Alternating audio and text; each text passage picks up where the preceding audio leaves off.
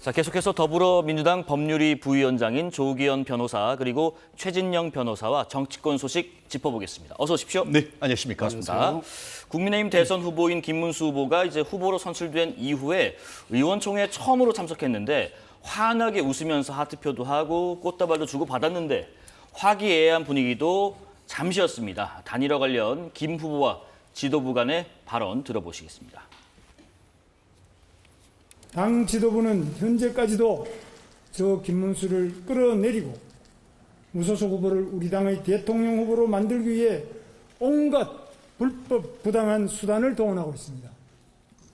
민주주의 질서를 파괴하는 반민주적 행위로 생각합니다. 즉각 중단해 주십시오. 저 김문수를 믿어 주십시오. 저 김문수와 나서서 이기겠습니다. 제가 승리하겠습니다.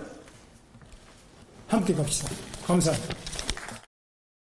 지도자라면 그리고 더 큰 지도자가 되려는 사람이라면 자기 자신을 버릴 줄도 알아야 됩니다. 긴 말씀 안 드리겠습니다. 이걸로 마치겠습니다.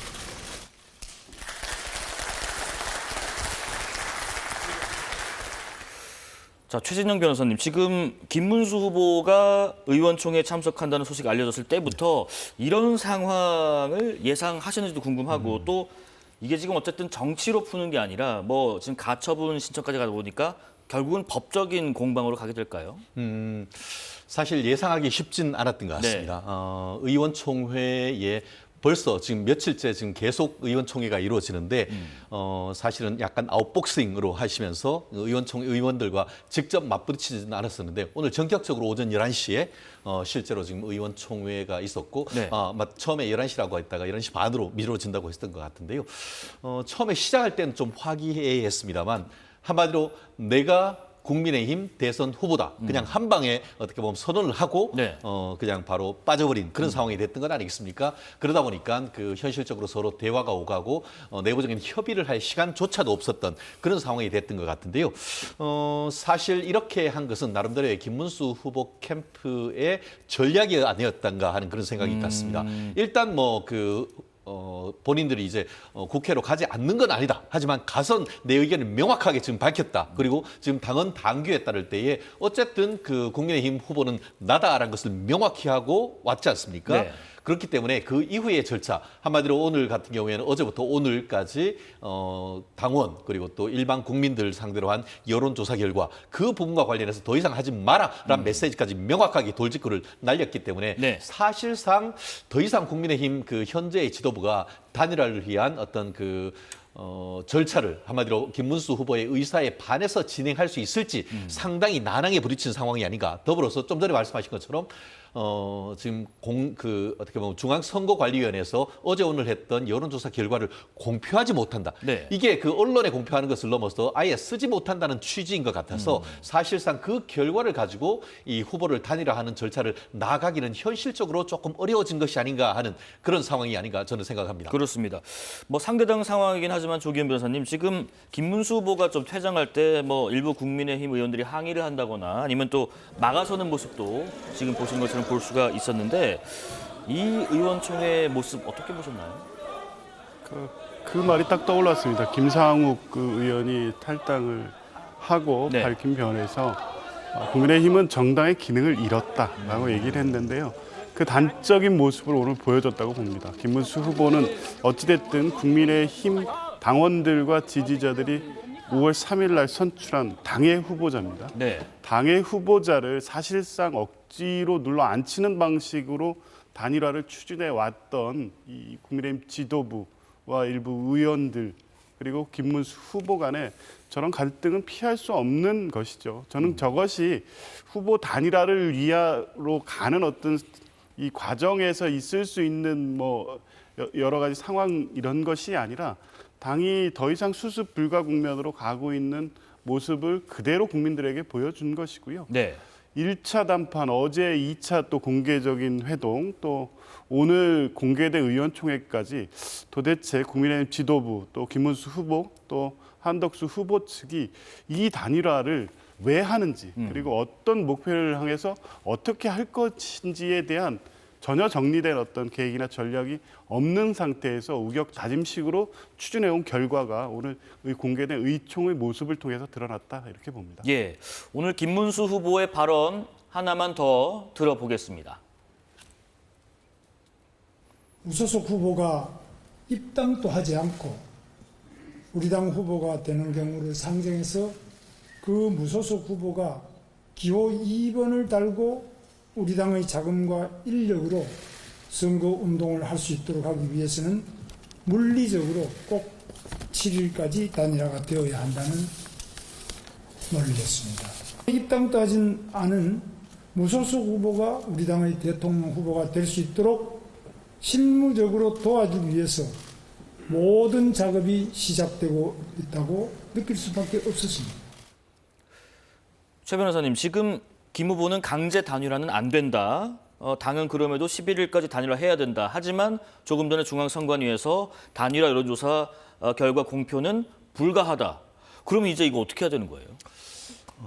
사실상 오늘로 김문수 후보로 확정된다라고 보는 것이 조금 더 맞지 않을까 싶습니다. 그렇습니까? 왜냐하면은 네.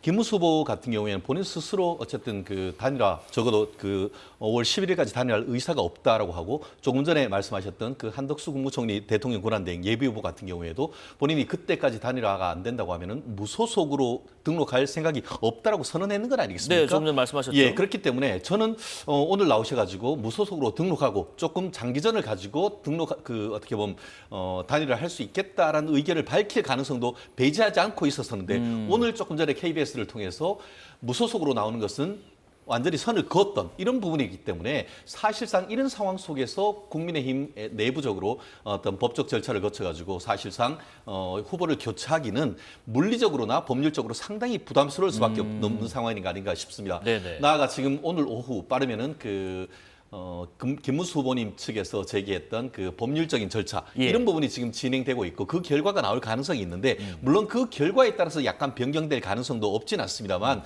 제가 오늘 그 전격적으로 그 내부적으로 신청했던 전당대회 개최금지 가처분 내용을 봤을 때는 뭐 단정할 수는 없겠습니다만 네. 제 실무적 감각으로는 일부 인용될 가능성이 좀 있지 않을까 하는 그런 예. 생각이 들기 때문에 현재 이와 같이 어떤 법률적인 한계 그리고 또 후보자들의 어떤 의견이 일치되지 않은 상황 속에서 현재의 지도부가 어떤 후보자 교체 내지는 단일화를 강행하는 것은 현실적으로 좀 어려운 그런 상황이 된 것으로 예측이 되는 것 같습니다. 네, 조기훈 변호사님, 법적으로 조금만 더 여쭤볼게요. 그러면 지금 중앙선관위에서 불가 통보를 한 거는 법적인 구속력을 공식적으로 가지는 것인지, 그리고 처분에 대한 결과가 나온 것과는 뭐 중복되는 건지 아니면 다른 경우인지 궁금하네요.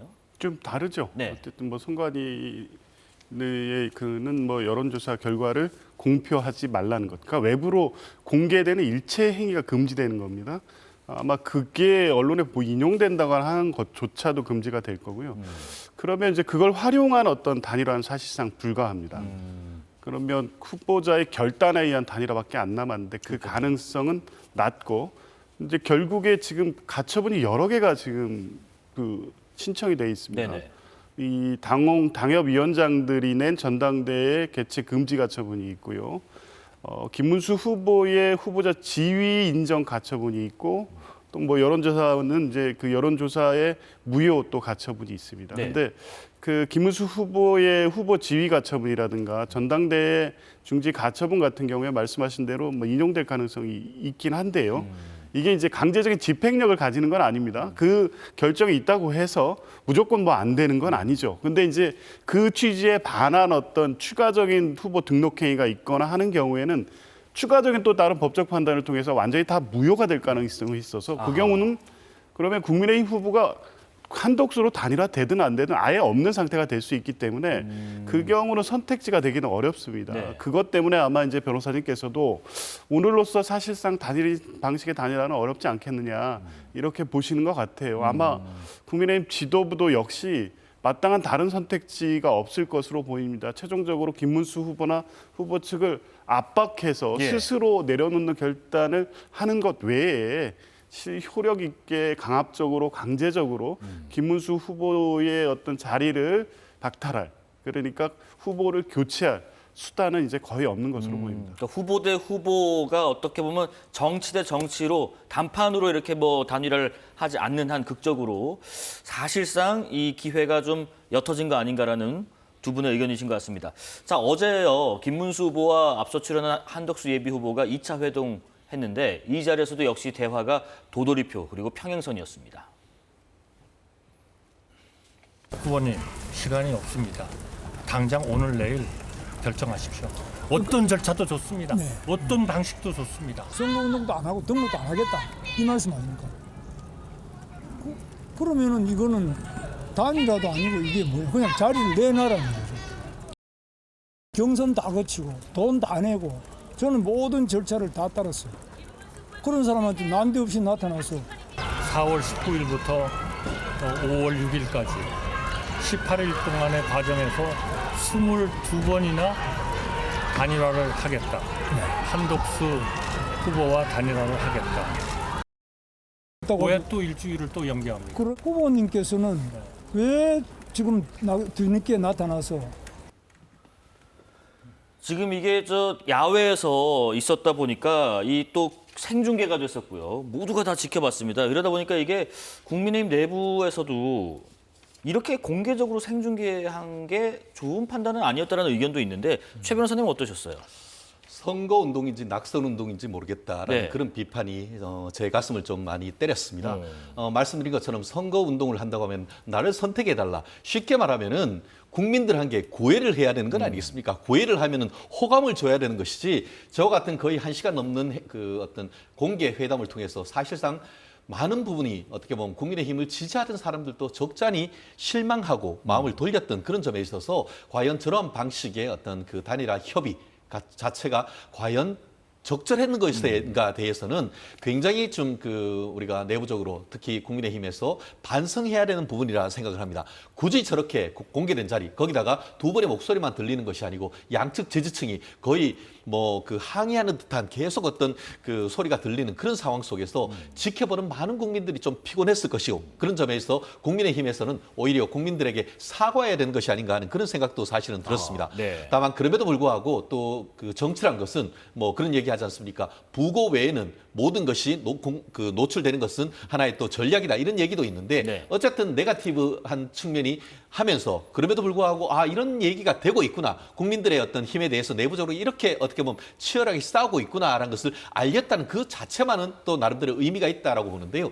어쨌든 이제는 이런 단일화와 관련된 논쟁을 끝내야 될 시점이고 뭐 아시다시피 민주당 같은 경우에 내일 이제 후보 등록을 하고 바로 선거운동을 시작하는 건 아니겠습니까? 전국적으로 내일부터는 이제 선거 그 트럭이 전국을 다니면서 해야 되는데 국민의힘은 그것조차도 지금 후보조차도 지금 확정하지 못한다는 것은 있을 수 없는 일이라 생각합니다. 그렇기 예. 때문에 오늘 의총을 기점으로 해서 최종적인 어떤 후보를 정하고 내일부터는 다시 한번 흩어진 대우를 정리한 다음에 국민 앞으로 나가야 될 시점이 아닌가 생각합니다. 조 변호사님, 지금 어제 그 김문수 후보가 저희 프로그램에 나와서 그런 얘기했습니다. 이렇게 좀 시끌시끌해야지 된다. 결국에는 극적인 드라마를 올리기 위해서 더 좋은 거다. 민주당이 얼마나 조용하냐, 뭐 이런 비판하셨거든요. 어제 생중계 어느 후보에게 유리 혹은 불리했을까 싶습니다.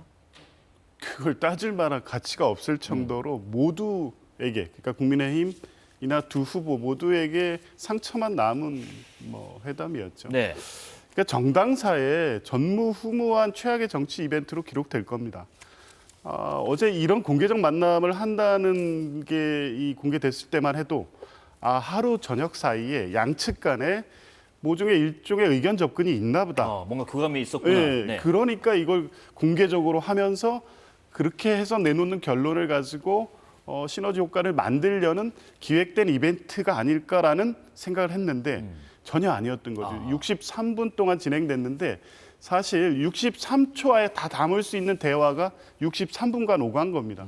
그 장면을 지켜보고 있으면 도대체 저분들이 국정을, 국가를, 대통령을 어떻게 하겠다고 지금 저렇게 나선 거지? 저런 분들이 대통령을 하면 그게 이 국가가 정상적으로 작동할 수 있을까? 오히려 그 회의와 의심을 계속 확대시킨 어떤 자리였습니다. 네. 두 분이 단일화를 놓고 저렇게 그 한치 없는 양보를 없는 이런 이 무의미한 대화를 이어가는 것을 보면서 이제 뭐 글쎄 국민의힘 지지자들은 조바심을 내면서 그래도 누군가가 이 상황에서 유리한 결과를 받아들고 그것이 본인 중심의 단일화를 가는 데 있어서 나름 성과를 낼 수 있지 않을까라는 기대를 갖고 지켜봤는지 모르겠습니다만 대다수 국민들이 보기엔 저런 대화를 왜 하고 있냐. 저런 식의 이 입장차를 좁히지 못하는 둘이 어느 누가 되더라도 네. 마음을 마음을 주거나 표를 줄 생각이 전혀 없다. 이런 생각을 하게 만드는 대화였기 때문에 유불리를 따져볼 필요나 가치가 없는 자리였던 것 같습니다. 알겠습니다. 오늘 발표된 여론조사 결과 하나 살펴보고 지나가겠습니다. 한국갤럽이 서울경제신문 의뢰로 지난 6일부터 7일 전국 만 18세 이상 유권자 1,014명을 대상으로 실시한 여론조사입니다. 보수 단일 후보 적합도 김문수 41%, 한덕수 35%. 그런데 국민의힘 지지층과 무당층으로 좁혀서 조사를 해보니까 김문수 27%, 한덕수 55% 이렇게 나왔습니다. 이 여론조사 방식은 무선 전화 면접 100%, 표본 오차는 95% 신뢰 수준의 플러스 마이너스 3.1%포인트고요. 국민의힘 지지층과 무당층의 여론조사는 전체 응답자 표본 오차보다 클 수 있다는 점 참고로 말씀을 드립니다. 자, 지금 이 여론조사 결과에 대해서 짧게 코멘트 좀 들어보겠습니다. 최재형 변호사님. 그렇습니다. 보는 시각이 두 가지가 있는 예. 것 같습니다. 있는 그대로 보는 시각. 한마디로 그 김문수 후보 같은 경우에는 전체 국민에 있어서 사실은 그 노동운동부터 해서 아주 폭넓은 다양한 활동을 해왔기 때문에 그 자체로 전체 국민에 대한 어떤 지지도가 상당히 높다. 그렇기 때문에 어떤 그 단일화 선호도 전체를 봤을 때 훨씬 더 그 한덕수 후보가 높은 것이 아니냐 하는 그런 시각과 함께 또 한 측면 같은 경우에는 이른바 이것은 역선택이다. 민주당 지지자들이 상대적으로 지금 김문수 후보의 를 선택할 경우에는 본선에서 이재명 후보가 훨씬 더 앞설 수 있는 한마디로 중도 확장력이 좁기 때문에 그 전체 국민을 상대로 했을 때에 역선택으로 어떻게 보면은 단일화의 전체의 선호도가 높고 그렇기 때문에 어떻게 보면 단일화를 했을 때 국민의힘과 무당층을 했을 때는 오히려 이렇게 그 한덕수 후보가 높은 것이 아니냐 하는 이런 두 가지 분석이 있는 것 같은데요. 예. 저도 어떤 것이 맞는지 단정하긴 어려울 것 같습니다. 특히 저는 오히려 전체 후보에 있어서 김문수 후보가 사실은 뭐 심상정 후보를 옛날에 목숨을 살렸다는 그런 스토리가 있을 만큼 후보의 확장력이 적다는 측면에서 완전히 동의를 하지 않습니다. 그렇기 때문에 역선택보다는 오히려 본선 경쟁력이 상대적으로 높다라는 측에 좀 방점을 찍는 그런 점으로서 해석을 하고 싶습니다. 예, 민주당 대선 준비 상황도 짚어보겠습니다. 더불어민주당이 지난 20대 대선보다 이번 대선에서 이 지역별 득표율을 약 5에서 10%포인트 정도 올린다는 목표를 세운 것으로 알려졌는데 아무래도 지난 대선에서 아주 근소한 차에 패배를 반복하지 않기 위한 것이 아닐까 싶습니다. 조기현 변호사님, 지금 뭐 여러 가지 미션이라고 할까요? 임무라고 할까요? 뭐 그런 걸 주고 있다라는 보도도 일부 있는데 당 차원에서 뭐 중도층을 공략하기 위해서 특별히 어떤 전략이나 미션이 부여된 게 있습니까? 그 의원들이나 뭐 당직자랄지요? 아니 뭐 특별히 중도층 공략을 위한 전략이라고 보긴 필요는 없고요. 네.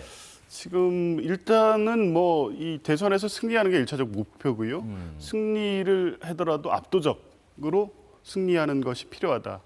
이 비상계엄 내란을 수습하는 과정에서 들어서는 비상정부이기 때문에 네. 국민의 전폭적인 지지하에 출범하는 것이 필수적입니다.